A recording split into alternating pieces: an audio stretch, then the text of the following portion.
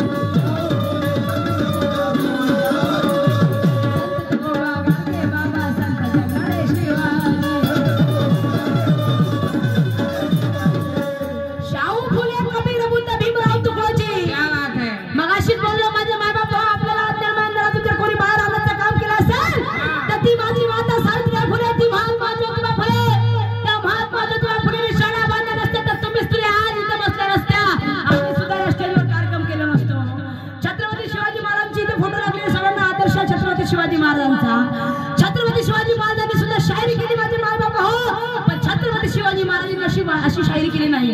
तुझी बायको निघाली थळकला असं आणि तू अशी आणि तू माई घे ना मी तूही घेतो, हे शायरी त्यांनी केलेली नाहीये।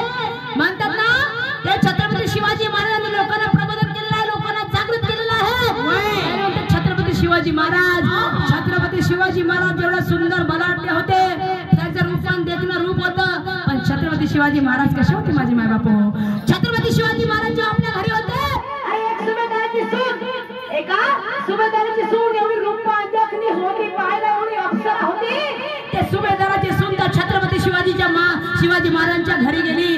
छत्रपती शिवाजी महाराज एकटेच होते, ती बाई सुद्धा एकटी होती, पण त्या सुभेदाराच्या सुरीला ज्या छत्रपती शिवाजी महाराजांनी स्पर्श सुद्धा केलेला नाही, स्पर्श सुद्धा केलेला नाही का? एवढी सुंदर होती, रूपवान होती, परंतु त्यांनी स्पर्श केला नाही। तिला सकाळी साडी चोडी घेतली आणि त्या सुभेदाराच्या सुनीला तिच्या घरी रवाना केला बहीण समजून। ते छत्रपती शिवाजी महाराज होते, त्यांचे विचार लोकांना मानायचे, नाही तर छत्रपती शिवाजी महाराजांमुळे आपल्या आई बहिणीला इज्जत मिळाली माझे माय बाप हो। डॉक्टर बाबासाहेब आंबेडकर जेव्हा परदेशामध्ये शिक्षण शिकायला गेले, त्या परदेशामध्ये लुसी नावाची मुलगी, त्या लुसी नावाला लुसी डॉक्टर बाबासाहेब आंबेडकरांवर मोहित झाली। ती म्हणाली doctor Babasaheb Ambedkar I love you, मी तुमच्यावर प्रेम करते। अरे बापरे, मी तुमच्यावर प्रेम करते, मला तुम्ही खूप आवडता। म्हणजे ज्ञानी पंडित होते ते, मला तुम्ही खूप आवडता। तेव्हा डॉक्टर बाबासाहेब आंबेडकरांनी सुद्धा तसंच म्हटलं की हे म्हणे माई, या परदेशामध्ये माझे आईबाप कोणीच नाही, या परदेशामध्ये मला माई नाही, मला बहीण नाही, माझी आई नाही, माझी कोणीच नाही, तर इथे म्हणे तूच माझी माय, तूच माझी बहीण, तूच माझी माय आणि तूच माझी बहीण। असे हे साधू संतांचे विचार होते, असे थोर महापुरुषांचे विचार होते। महात्मा फुलेंनी सुद्धा जागृतीचं काम केलं आहे। गाडगे बाबांनी दिवसभर गावातले धान तूर साफ करायचे, कचरा खाली उठवायचे, जागा झाडायचे आणि संध्याकाळी त्याच गावामध्ये जाऊन लोकांना खंजरीवर प्रबोधन करायचे। ते होते गाडगे बाबा, ते होते गाडगे बाबा। हा हे विचार लोकांना सांगा। पहिल्या राऊंड मध्ये एकदम बायको निघाली थळकल असं, वा बाबा गाणे संपले तुमच्या, एवढे चांगलं चांगलं ते गाणे आहे तुमच्या गाऊन। आज काय झालं का तुम्हाला? काही वाटत आहे, काही लागलं याच्या गडेगावचं काही झोमलं बिमलं का तुम्हाला माहित नाही, असं वाटून राहिलं। युवराज रंगारी यांच्याकडे विचारावरती 50 रुपये सप्लाय पाठवणार आहे। आणि म्हणून माझे माय बापा हो, सगळ्यांनी शायरी केली आहे, सगळ्यांनी विचार मांडलेले आहे, पण असे विचार नाही मांडलेले आहे, लोकांना जागृत करायचे विचार मांडलेले आहे। बरोबर आहे, लोकांना जागृत केलेले प्रबोधनाचे विचार दिलेले आहेत, ते विचार तुम्ही लोकांसमोर पोहोचवा। कारण म्हणून शायरी म्हटले गेलेलं आहे, शायराला शाहीर म्हटले गेले, प्रबोधनाचा शाहीर। हा आणि म्हणून समोर काय म्हणायचं आहे,